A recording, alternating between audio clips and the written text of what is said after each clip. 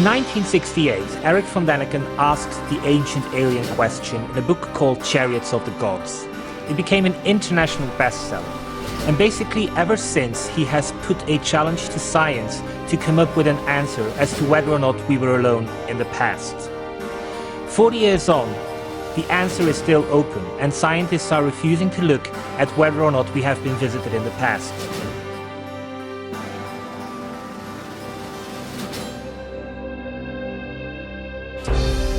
The question is, were we alone? The question remains, were we alone? But in this DVD, I hope to really get to the point of this question and provide an answer which says, yes, we were not alone.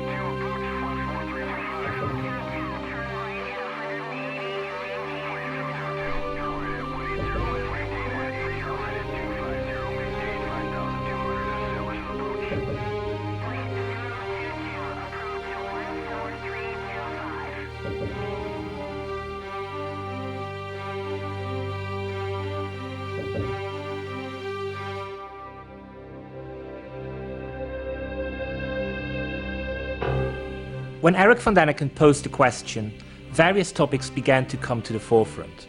One of the most famous ones were the Nazca Lines. The Nazca Lines are in Peru, and they are a system of lines and geoglyphs on the ground.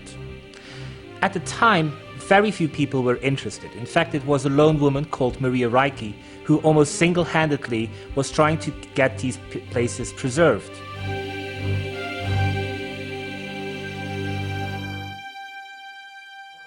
When Eric therefore focused his attention on the Nazca Lines and asked whether these were signs of ancient aliens who might have come to planet Earth, basically pandemonium descended on her domain.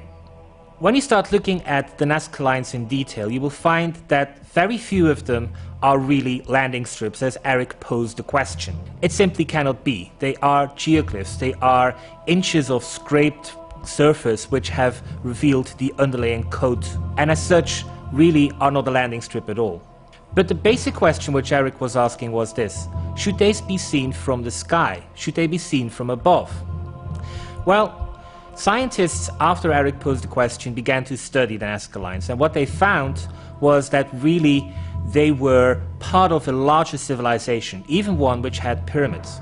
But there was no room, of course, for an airport or an ancient space dock. But what some scientists are looking at right now is indeed this question: should they not be seen from above? Because really only from above can they be seen from the perspective that they are designed to be. And the answer is yes. There has been evidence so far which suggests that some of the scarring of the rock means that these rocks were very close to heat. And the heat has been there because of hot air balloons. In short, it's believed, and it is proposed by scientists, that the Nazca Lines were indeed supposed to be seen from the sky. Not by ancient extraterrestrial beings, but by us ourselves, by our civilization, which had far more advanced knowledge, which had hot air balloons, and which, with these hot air balloons, they could see the geoglyphs from the sky.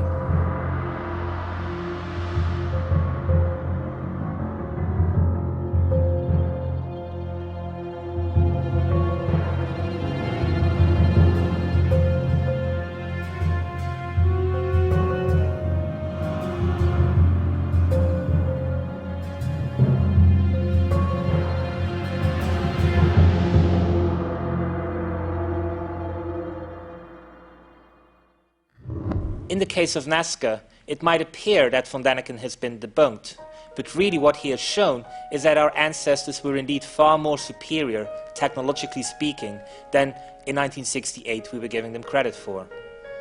The other artifact which von Däniken focused on was the Palanqui Coffin. This is a coffin of Lord Pakal, and it's situated in a pyramid. Basically, the question was, when you turn it 90 degrees around, does this not look as if Lord Pakal is riding some kind of air scooter? Of course, the question is very tantalizing, but when we start looking at the Palanqui tomb, we really see that we cannot just turn it 90 degrees as we want it to be. Instead, what has been identified since 1968 once again, and pretty much because of von Däniken's prodding, is that we now know that this is a scene depicting Lord Pakal descending into the underworld. He is falling into the underworld at the World Tree. So once again, von Däniken posed a question. The answer seems to be no, but in trying to answer the question, science has really found an answer to what Lord Pakal really was being symbolized at his tombstone.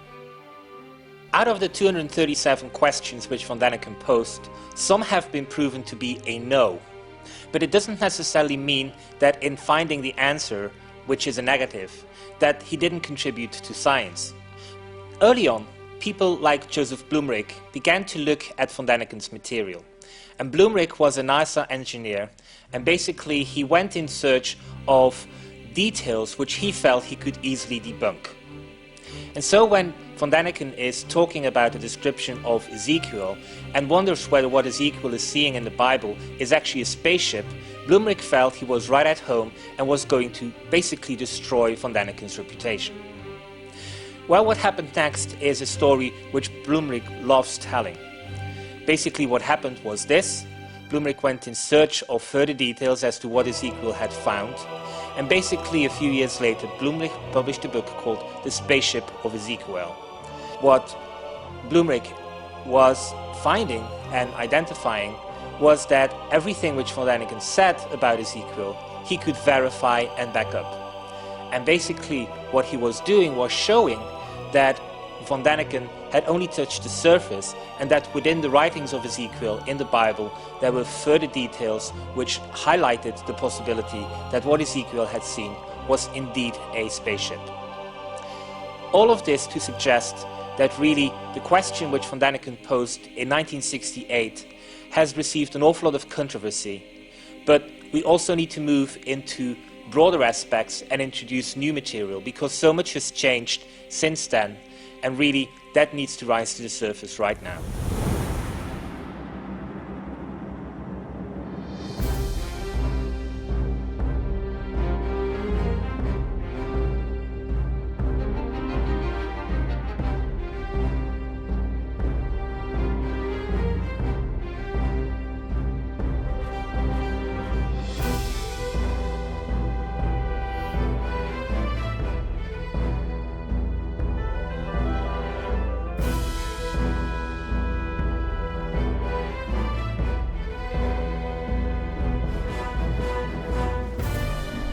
The big question when it comes to the ancient alien question is whether they are a substitute for God.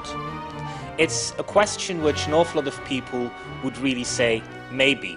And definitely it's a possibility, even though I personally believe that we should really disentangle the two topics.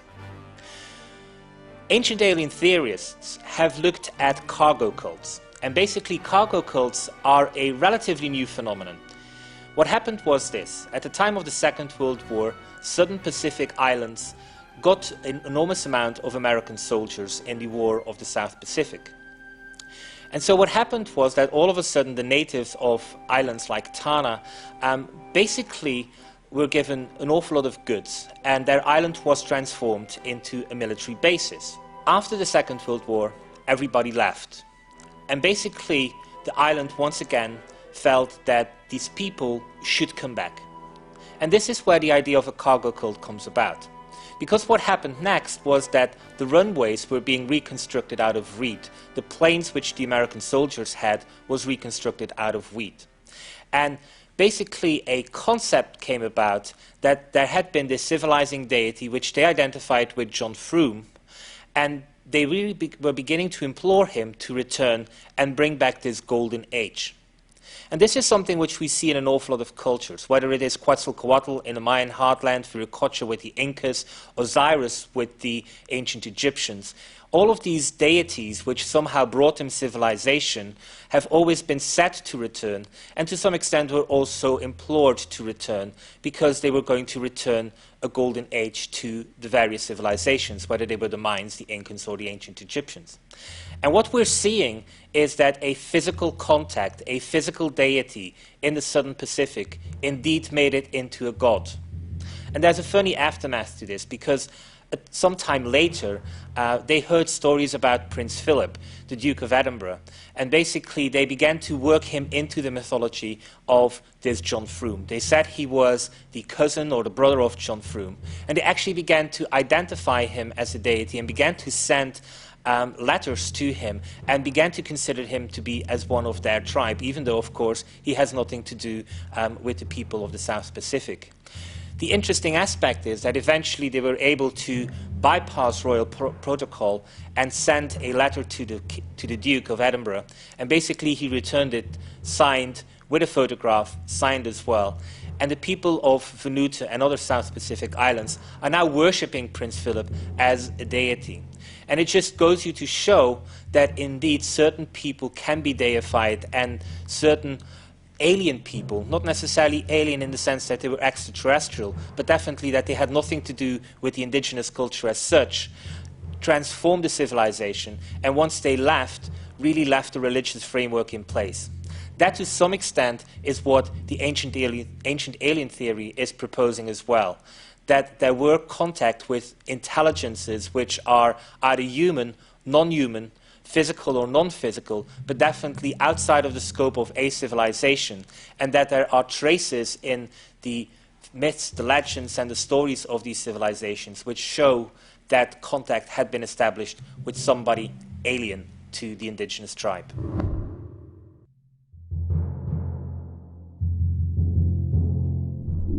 So let us go into the best evidence for finding out whether or not ancient contact has been made with our ancestors. Well, we need to start with the only surviving monument of the Seven Wonders, the Great Pyramid. People will tell you that the Great Pyramid could not possibly have been built by mankind, and that is to some extent simply not true. Our ancestors were definitely capable of building it. The really intriguing question is whether they did, and whether there is evidence within the building of the Great Pyramid of signs that they were using technology which was not commonly available to them. And the answer to that question is yes. Basically, the story of the Great Pyramid is the story of a French physicist, chemist, Joseph Davidovich. He is considered to be the father of geopolymerization. And basically, geopolymers is the following thing. The science of geopolymerization is that Davidovich was looking to natural rocks and basically realized that these were formed over a certain period of time, from days to sometimes millennia to sometimes millions of years. It's a chemical process, and so he wondered whether, if he used the same ingredients, he could use chemical processes to speed up the rock formation, and basically do this in his laboratory. And so he set out to find out whether he could do that, and the answer was a positive. He managed to do so, hence why he became the father of geopolymerization. He has a record, as curriculum vitae, which is longer than most books, but a few years ago he basically began to see that what was happening in ancient Egypt was very much on par with what he had seen in his laboratory. When Davidovich looked at the blocks of the Great Pyramid, he realized that they had not been hewn from a quarry. He realized that they were the result of geopolymerization, that they were geopolymers. And so what he did was he began to do a detailed investigation. And when he felt that he was ready to publish it, he also made the Egyptologist aware. What happened next was something of a farcical comedy, because Egyptologists basically said that they knew that what Davidovich was saying was simply not true.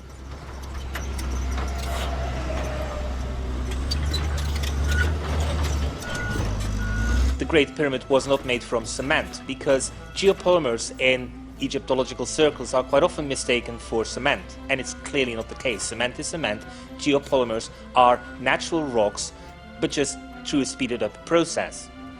And so what he did was that he sent in a piece of geopolymer for chemical analysis, and the laboratories which the Egyptological circles use sent back a report saying that it was a natural rock, to which his reply was, well, that's not the case. It is a piece of rock which I created in my laboratory, and it goes to show that your analysis of my research is basically incorrect. Where it stands at the moment is that Davidovich is slowly beginning to get ahead in convincing Egyptological circles of his right. But the interesting thing is this: Davidovich is showing us that a process which was only discovered in the 1970s was also in use in the ancient Egyptian times, and then disappeared. The interesting aspect is that from ancient Egyptian times we have records which show us that they knew who was responsible for pyramid building processes. His name is Imhotep, and he really was deified by the ancient Egyptians themselves. Imhotep says that the knowledge through which he was able to construct pyramids was given to him by non-human intelligences. And so we have clear evidence to suggest that the ancient Egyptians were indeed right in saying that they were not alone, that they were guided on this process of civilization. And the Great Pyramid is just one example as to how they were guided in this process along the lines of deities, non-human intelligences helping them out. Another favorite place of mine is Baalbek in the Bekaa Valley in the Lebanon. It's not hot on the tourist list right now, basically because it is in such a volatile region. Baalbek is composed of a temple of Jupiter, which was built in Roman times, and it is actually the largest Roman temple outside of Rome. When you are asking historians as to how the ancient Romans built this temple, they will tell you that that moment in time they really were stretched in their technical capabilities in constructing this temple. But it's not the temple, but the platform on which the temple sits that is the enigma. Here we find stone blocks which are thousands of tons in weight. In fact, the tallest one, the largest one, weighs just under 2,000 tons. At the end of the 20th century, construction engineers were able to work with such weights. There were machines which could lift this amount of weight, but there were no machines 10 years ago which could transport this weight. Yet we know for a fact that the engineers of Baalbek thousands of years ago were able to transport this. Now, how are historians dealing with this anomaly? They're basically leaving it unaddressed, as if there is no problem there. But clearly, when we have only just gotten the technology to move these stones into place, and we know for a fact that the ancient engineers of Baalbek were able to transport this, then there is a question to be answered there. Karnak in Brittany is another famous example. Here we have thousands of standing stones aligned in neat rows. We are unable to really give any insights as to what they were there for. Karnak is part of the megalithic civilization, and this is how far as science has gone.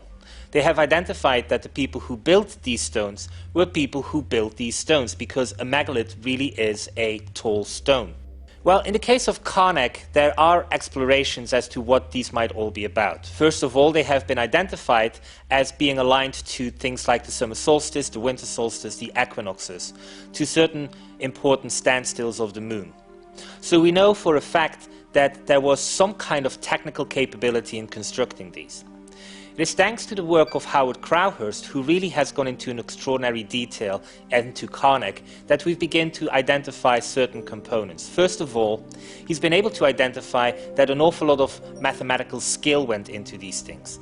That these stones were not just simply placed haphazardly, but that they were really placed according to a mathematical sequence.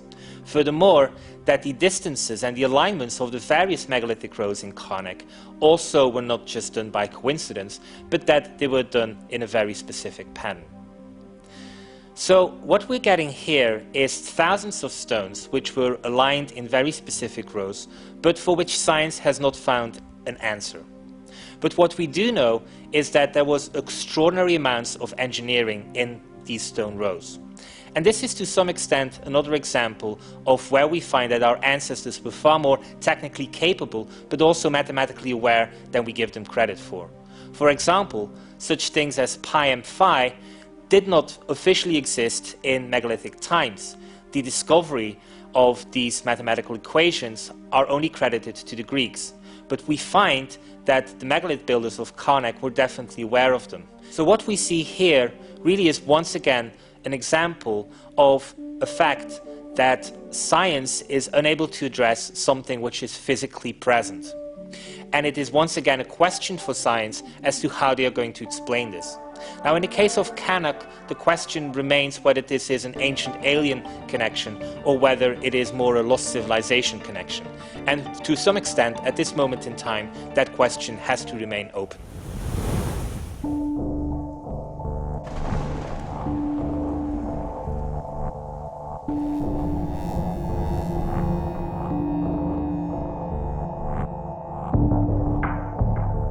One of the gimmicks of the ancient alien theory has to be crystal skulls. The crystal skulls are awe-inspiring, and nobody really knows how they were made. Well, we can reproduce them today, but not necessarily all skulls. Some of them stand out, and two stand out more than others. One of them is Max. Max is a crystal skull which is composed out of 6 different types of crystal. And it is said that whoever began to work with this crystal, if we were to do it today, basically Max would shatter into thousands of pieces. But somehow in the past somebody has been able to form Max, and the end result is still there. Max, unfortunately, is not as famous as the Mitchell-Hedges skull. The Mitchell-Hedges skull is one of the very few ancient skulls which has a detachable jaw. When Anna Mitchell-Hedges took her skull to Hewlett-Packard Laboratories, they identified that really this was a piece of engineering which today we cannot do. The problem is that the jaw is made of the same piece of crystal, and so for that to work, really we need to identify a piece of technology which we currently do not have, because every piece of technology today is unable to reproduce this. It is said that it would shatter, but basically we have no idea how to do this. HP said that if it was done through human work, it would really have taken 75 years, probably 3 people, each 20 years to do this, day in, day out, to get this end result. It is really impossible to believe that this was the case. Now, the Mitchell-Hedges skull has also come in for some scrutiny and for some skepticism. Jane Walsh of the Smithsonian is absolutely convinced that the Mitchell-Hedges skull was made at the end of the 19th century in Germany. Fortunately or unfortunately, she has been unable to produce any evidence to back up her conclusion, however vociferous she is in proclaiming it. It is true that there is some controversy as to where Mitchell-Hedges got his crystal skull from. The story goes that Anna Mitchell-Hedges, on the 1st of January 1917, her 17th birthday, that she identified the skull amongst other pieces in the ruins of a Mayan citadel. There is no archaeological evidence to back that up. It is even said that she probably wasn't there. But this doesn't necessarily mean that the skull is indeed of origins from Germany or elsewhere, that this is a modern fake. In fact, the answer can be found in White Tiger, which is a book which Mitchell Hedges wrote as a novel. But many aspects of the novel really show that what he's doing here is putting out non-fiction under the guise of fiction. And basically the story of White Tiger is this. An English expat is living in Mexico and comes across a tribe. The tribe takes him in, and after a period of time begins him to show secrets. Part of these secrets involve a huge treasure. And in White Tiger, which is the nickname of this English expat, after a while, White Tiger goes with the high priest into the vault which is said to contain the treasure of the Aztecs. And after a series of pushing against walls, revealing doors, he finally sees in front of him the treasure of the Aztecs. And in it, he says, are crystal heads. Now, Mitchell Hedges writes this book in 1931. And it's only in 1947-ish that he begins to take the crystal skull out for public displays. And really, when you reconstruct Mitchell Hedges' life, you begin to realize that indeed there is a period of his time, 1912, 1914, that he was living the life of White Tiger, that he was making contact with these indigenous tribes, and that it is likely that it is at that moment in time that he was given the crystal skull for preservation. After a few decades, he really felt confident enough to take it out on the road and show it to people. It appears that because it was such a mysterious circumstance, such a privileged circumstance in which he was given these crystal skulls, that Anna Mitchell Hedges then invented the story as to how she discovered it. Because if the story of White Tiger is true, then it is not just one crystal skull which Mitchell Hedges has. There were really several crystal skulls still hiding, probably to this day, together with other treasures of the Mayan population somewhere within the Mayan heartland. And so a white lie was invented basically to protect the people from that region against treasure seekers.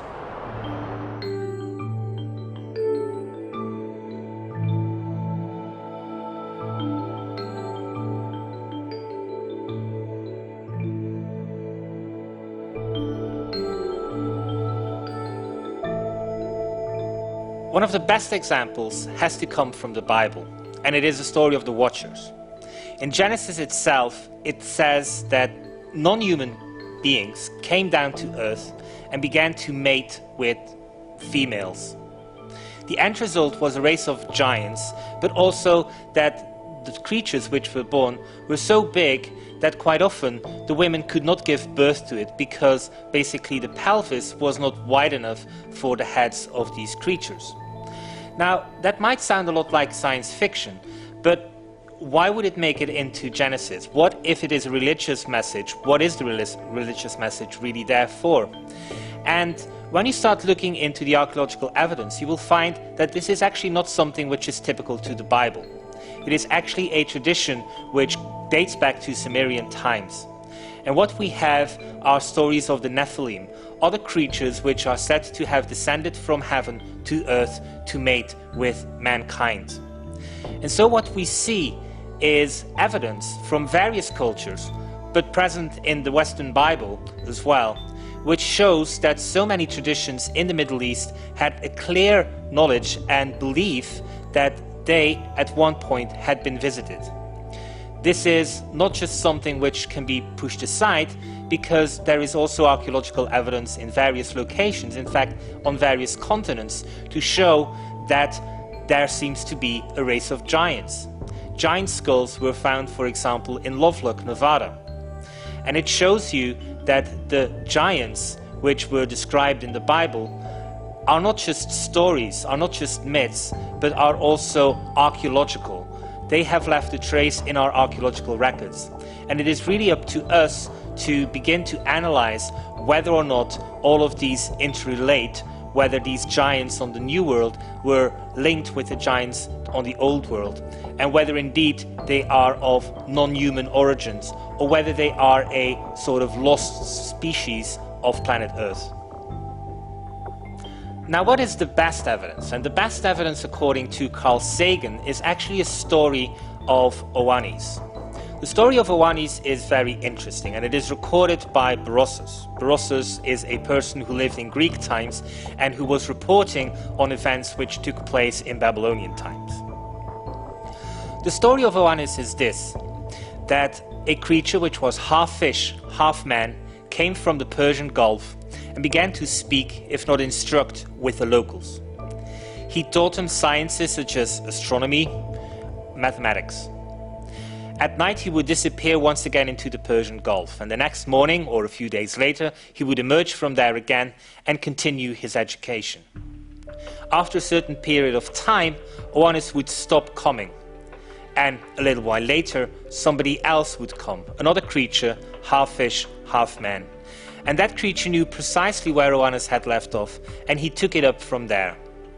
This continued for a series of 7 such creatures, which in the Babylonian tradition and in the Sumerian tradition are known as the Apkallu, the 7 sages who basically brought civilization to the Babylonians and to the Sumerians.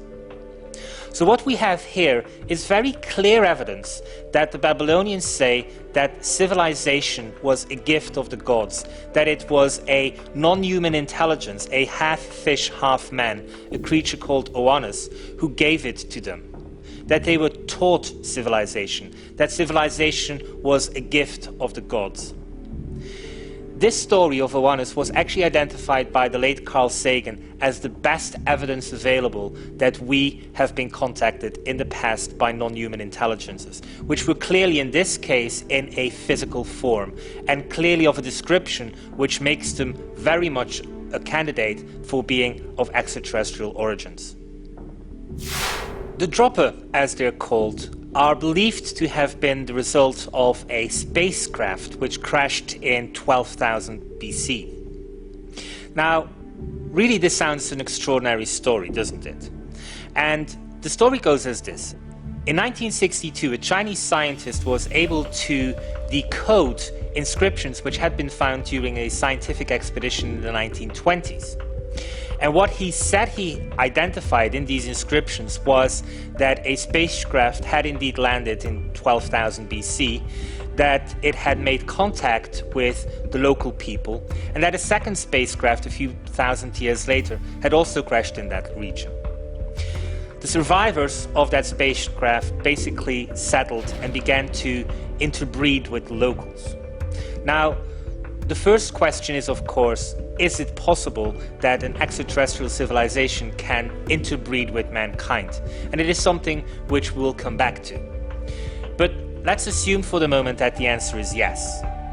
Well, the story then continues that the end result was a human being which looked human but with certain specific features, specifically very strong bones of the head with deep inset eyes. The story of the dropper might remain there had it not been for the work of a German tour operator called Hartwig Hausdorff. And in the early 1990s he was able to go into China and speak to the people involved. And what he came back with was a story that really confirms everything of the original account. What he identified was that the jade discs on which these inscriptions had been found do exist. In fact, jade discs are quite common. The story, of course, has not been verified, but here is what we know. We know that in 1997, the Chinese government began to do a detailed study. They were basically mapping everybody in China and identifying tribes. The end result is that in the land near where the dropper were said to have crashed, there were evidences there of tribes which were very different from anywhere else in China. The features which they describe are very much on par with the descriptions of the dropper. And of course, Chinese scientists since 1997 have been trying to explain as to why this tribe looks so strange.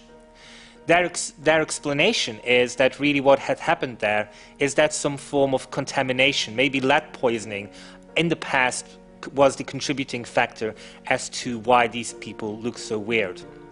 But really other scientists have been able to say that this is simply not the case. Lead poisoning kills people, it doesn't cause genetic mutations or genetic transformations. So whatever these people are, they are indeed posing an anomaly, and scientists in China are actually trying to explore that mystery as we speak. Now, the problem with the Chinese Roswell is that some people believe this is a hoax. They say that David Agamemnon in Sun Gods in Exile in 1978 wrote this book which he pretended was non-fiction. It's a story about an archaeologist who in 1947 goes on an expedition into the Bayan Kara Ula homeland and stumbles upon verification of the story of the stone discs of Bayan Kara Ula. Later on, David Agamemnon basically said that this was an invention, that he had dressed up fiction as non-fiction. Certain people believe that the Chinese Roswell is a myth, that it has been debunked. They argue that a book in 1978 called Sun Gods in Exile is responsible for this myth. Indeed, Sun God in Exile was published in 1978 and uses the material of the stone discs of Bayan Kara Ula, and it injects the story of an expedition in 1947. A person basically goes to the Bayan Kara Ula region and finds corroborating evidence for the stone discs and the space crash story. David Agamemnon, who wrote this book, afterwards said that even though the book pretended to be non-fiction, he had largely made it up. And so skeptics are pointing out that the entire story of the Chinese Roswell goes back to this story of 1978, and that therefore we should simply discard it. Unfortunately, that's absolutely not the case. Hartwig Hausdorff and various other people have been able to identify that the story goes back to 1962. They have found evidence in 1962 newspapers in Germany which relate the story, 16 years before Sun God in Exile was published. 1962 is also the time when, of course, the Chinese professor was said to have made this discovery, this breakthrough. And so the question really should be asked is this: did in 1962 this professor indeed make this breakthrough, and was this somehow reported into West German magazines at that moment? The answer seems to be a straightforward yes. The question is, of course, where these stone discs are and what happened to these Chinese professors. That is something which is there for the future. But once again, all the evidence which we are exploring when it comes to the Chinese Roswell, each case, the evidence is suggesting that it is true, that something happened. And we have people living there right now, descendants of the dropper, who we can go and get DNA from and really answer the question as to whether or not these people were indeed human, non-human intelligences, hybrids.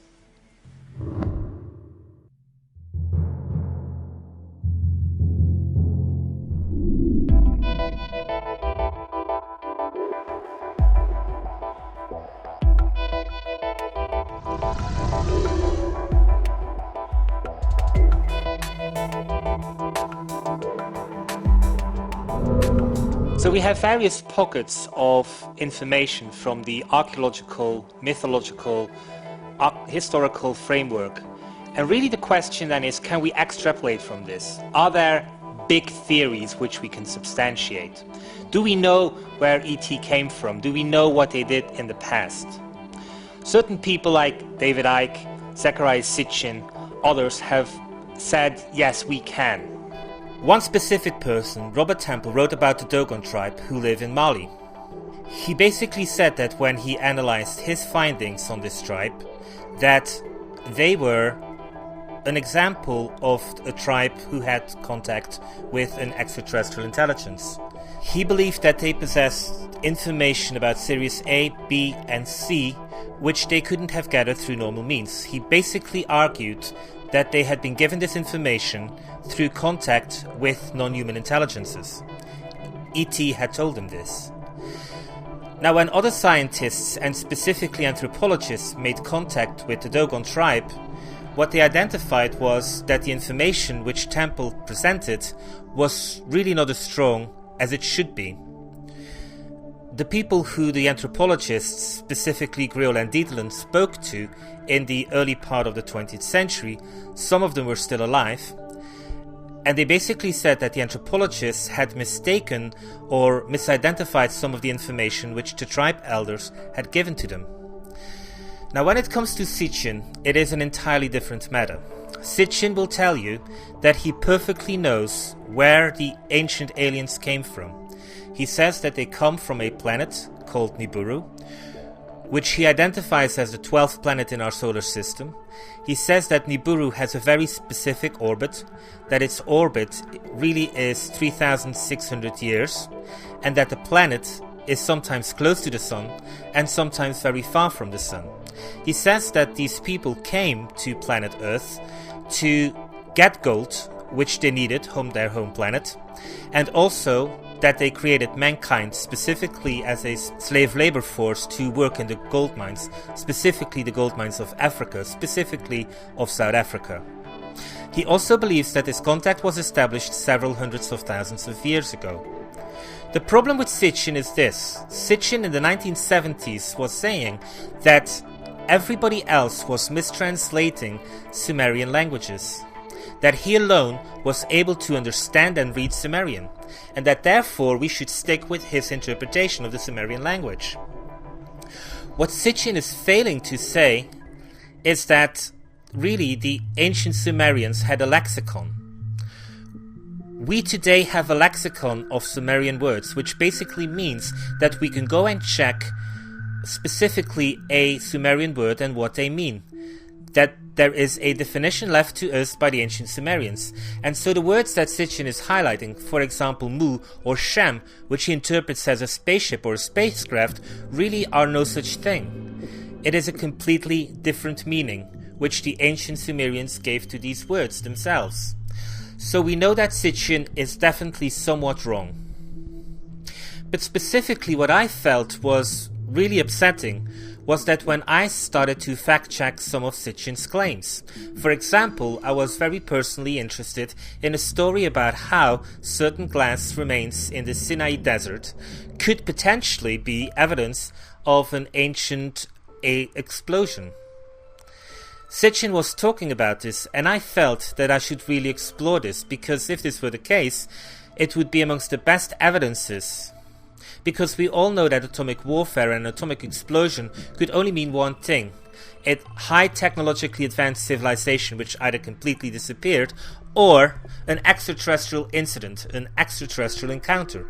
And what we know, that there are Sumerian accounts such as the one of Owanis, which is after all one of the best examples of contact with a non-human intelligence, I felt that I had to explore. Well, Sitchin in one of his books basically says that there is a scientific publication which details these glass remains in the Sinai Desert. And he says that the paper clearly identifies that nobody knows how this happened, and that it is unexplainable to some extent. Fortunately, the scientific paper was available on the internet, so I had an easy download, and even in the summary it is clear that a completely different picture emerges than the one which Sitchin is painting.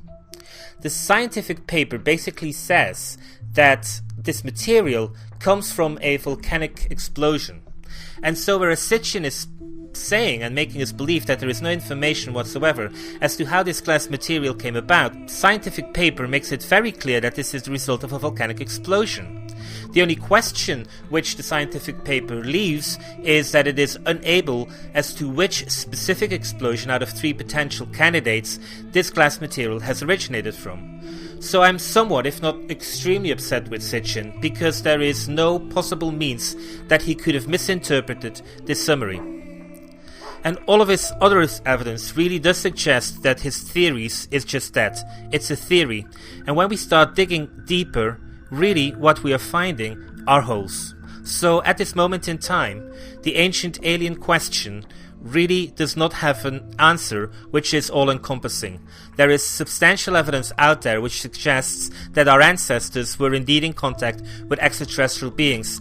They themselves believe so, so it is definitely not derogatory to think that some of our civilizations were not just simply due to our ancestors, but due to outside factors. But the question is, are we as a species extraterrestrials ourselves?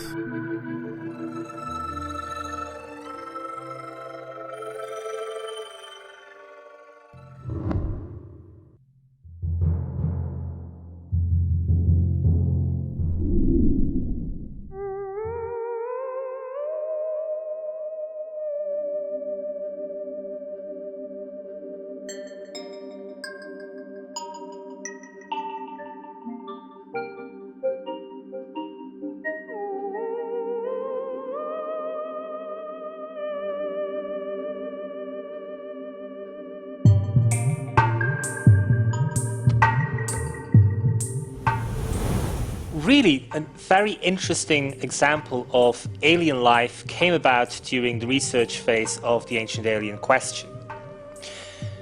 We seem to be aliens ourselves.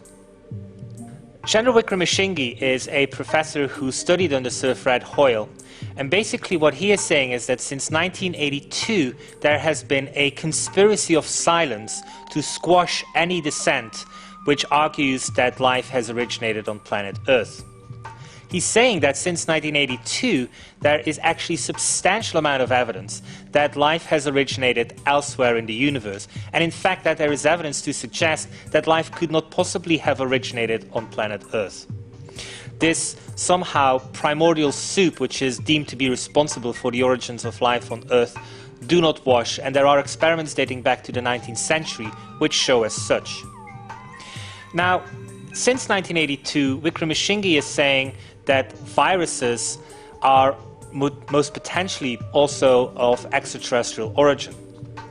But the big focus has been on NASA. In 1996, they went public with evidence that there was life on a meteorite from Mars. And in December 2010, they also helped a professor called Wolf Simon in her proclamation of evidence, really alien evidence. And in December of 2010, NASA also helped Wolf Simon publish her accounts as to how in Mono Lake she has found evidence of a life form which defies everything we understand life on planet Earth to be. She's not saying it is alien life, but it is really alien in the sense that it is so weird. Now, NASA is very close to finding evidence of extraterrestrial life. They feel confident that within the next 15 to 20 years they will do so. NASA was trying to pick up signs of intelligence life on radio astronomy with SETI, the Search for Extraterrestrial Life. Today, they have changed tack. They believe that astrobiology is actually the best means of identifying life on planets outside the solar system. For this, they have launched things like the Kepler telescope.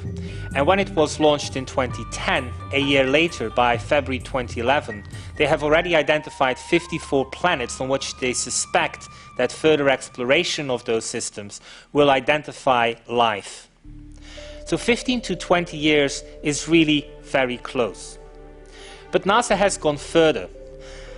In their laboratories, they have actually recreated interstellar space.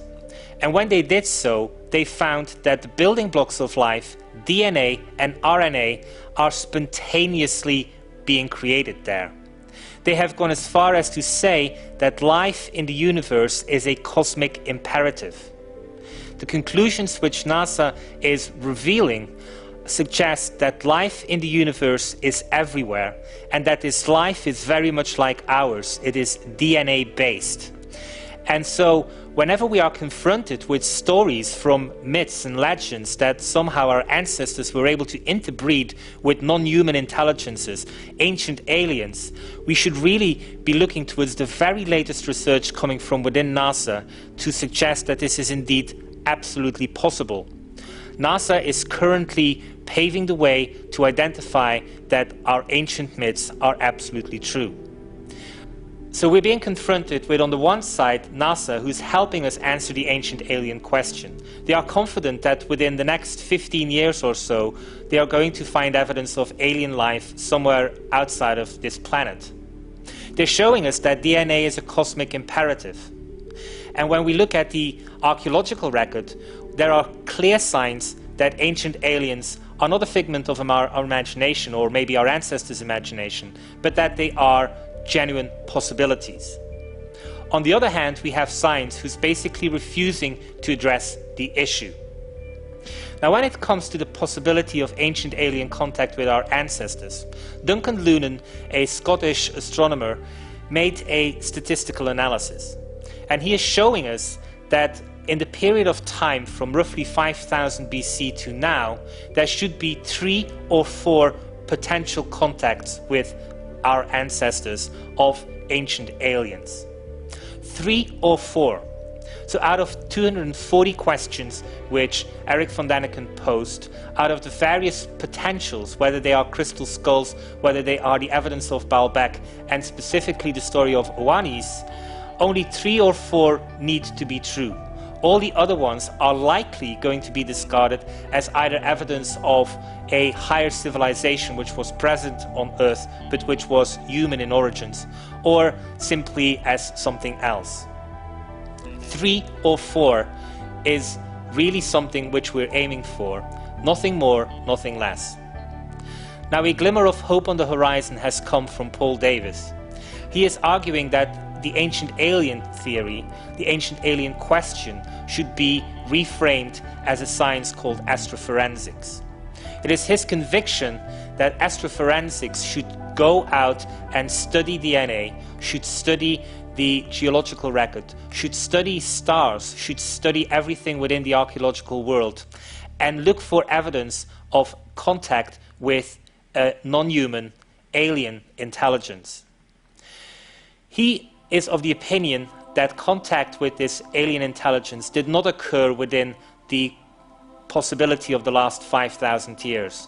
He is of the conviction that ancient aliens might have been on planet Earth, but that this happened somehow hundreds of thousands of years, millions of years, maybe even billions of years.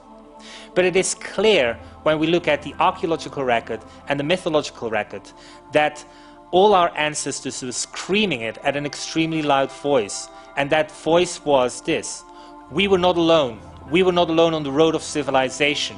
We walked the path of civilization, and we were guided on this path by a non-human intelligence. Whether you want to call this a physical alien being or whether you would want to call it something else, it doesn't really matter. The examples are there.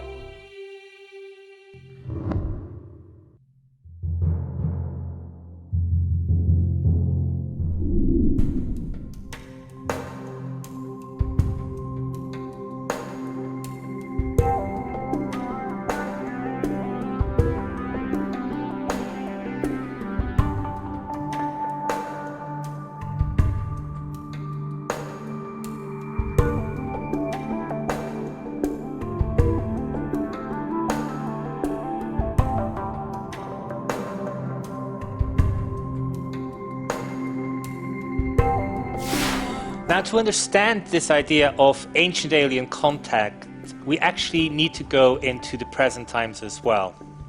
And it is here where I understood that stories like Imhotep, who says that he found information about how to build the pyramids from a non-human intelligence, also has components in our today's reality. Probably the most famous example of this is Terence McKenna. Terence McKenna was an anthropologist who went into the Amazon rainforest. He partook of a potion called ayahuasca, which he said opened his mind, projected his mind into another dimension, and in that other dimension he made contact with non-human intelligences. He said that they gave him a piece of information which was the fabric of time, how time was constructed, and how the fabric of time really was a fractal wave. They gave him a mathematical formula, and he brought this mathematical formula with him from this other dimension into our present reality. And for approximately 30 years, he subjected this to analysis, gave it to people for various experimentations with them. They were made into computer programs. It was believed that novelty, new things, was somehow related to this concept of time. And he also believed that time at some point was going to run out. Now, Terence McKenna's example of time wave zero, or the time wave, or whatever you want to call it, this fractal wave, this mathematical equation, is really very good evidence of a non-human intelligence giving mankind information. And so we see that this is not just happening in the past, but also in the present. And so I think we have to distinguish as well when we are defining ancient aliens. When von Däniken posed the question in the 1960s, very much the question on everybody's mind was whether a physical ET came here and gave us information. And the story of Oannes is clearly an example of where this is likely the case. Duncan Lunan says that there are 3 to 4 of such potential contacts in the history of our civilization, but not more. But when we are talking about non-human contact, somehow us being able to make contact with a non-human intelligence through psychological, spiritual, or whatever means possible, really what we're seeing there is an entirely different playing field. Terence McKenna is one of them, but examples like George Van Tassel, who was a UFO contactee and who said that he was given information about acoustics from these extraterrestrial, these non-human intelligences, is another example of something which I think really breaks the field of ancient aliens wide open. If somehow we were able to identify whether or not there is a science of the soul, whether spirit really exists and whether spirit is able to communicate with spirit through telepathy, when those questions get answered, the ancient alien question will be transformed in a completely different bailiwick. And really, once again, we are waiting for science to catch up, because all of those areas of expertise are once again areas where science is not going. And so the ancient alien question, what is the answer? The answer is yes. If your burden of proof is reasonable, then the answer to the ancient alien question is yes. We have been contacted in the past. We have been contacted in the not too distant past. Terence McKenna is an example of this. However, if you put your burden of proof extremely high, you will have to conclude that the answer is no. And specifically, you are able to do so because science is helping you in escaping the positive answer. But really, when you weigh all the evidence, there is only one conclusion which we can draw. And that one is that we were not alone.